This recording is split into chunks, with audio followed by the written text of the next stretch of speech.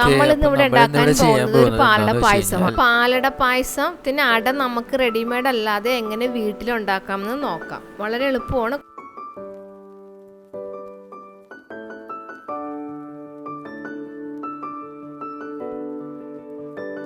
അരി കുതിർത്ത ശേഷം പൊടിച്ചെടുക്കണം. തരിയില്ലാതെ പൊടിച്ചെടുക്കുക.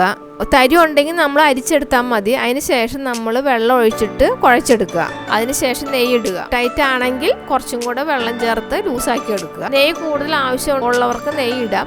നെയ്യ് ഇടുമ്പോൾ ഒരു പ്രത്യേക ടേസ്റ്റ് ഉണ്ട്.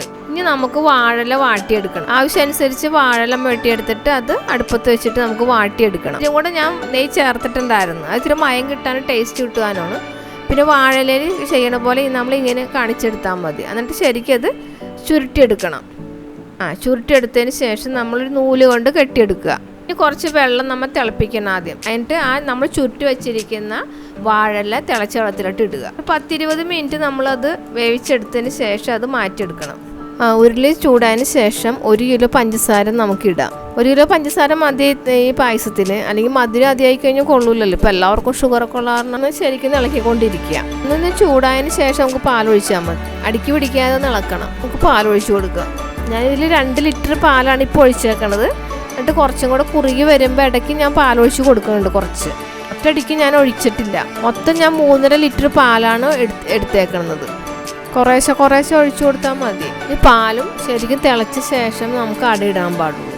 അല്ലെങ്കിൽ അട ഇങ്ങനെ കട്ട പിടിച്ച് പോകും. ഇത് വെട്ടി തിളക്കണം. ഇടയ്ക്ക് ഇച്ചിരി നെയ്യ് ഒഴിച്ച് കൊടുക്കണം. ഈ പാലും പഞ്ചസാര അടിക്ക് പിടിക്കാൻ സാധ്യത ഉള്ളത് കൊണ്ടാണ് നെയ്യ് ഒഴിച്ചു കൊടുക്കുന്നത്.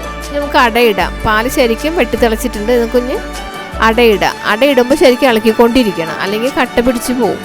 അട വാഴലിന് എടുത്തതിന് ശേഷം ചെറിയ പീസുകളാക്കി എടുക്കണം. ഞാനത് എടുക്കാൻ വിട്ടുപോയി, സോറി. ശരിക്കും ഇളക്കിക്കൊണ്ടേ ഇരിക്കണം കേട്ടോ, അല്ലെങ്കിൽ അടിക്ക് പിടിക്കും അത്.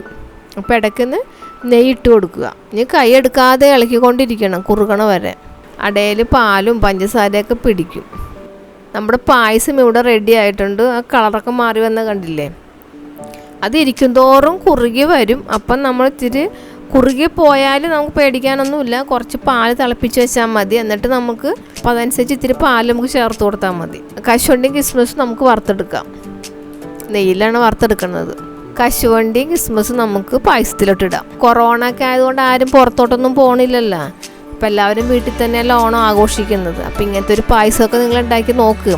കുറച്ച് സമയം ഉണ്ടെങ്കിൽ നമുക്ക് ഇതേമാതിരി ഉണ്ടാക്കി നോക്കാം. നല്ലൊരു അടിപൊളി പാലട പായസം ഉണ്ടാക്കാം. കടയിൽ നിന്ന് മേടിക്കുന്നതിനെക്കാട്ടും എത്രയോ നല്ലതാണ് നമ്മൾ തന്നെ സ്വന്തമായിട്ട് ഉണ്ടാക്കുന്നത്. ഇത് സമയം കണ്ടെത്തിയാൽ മതി.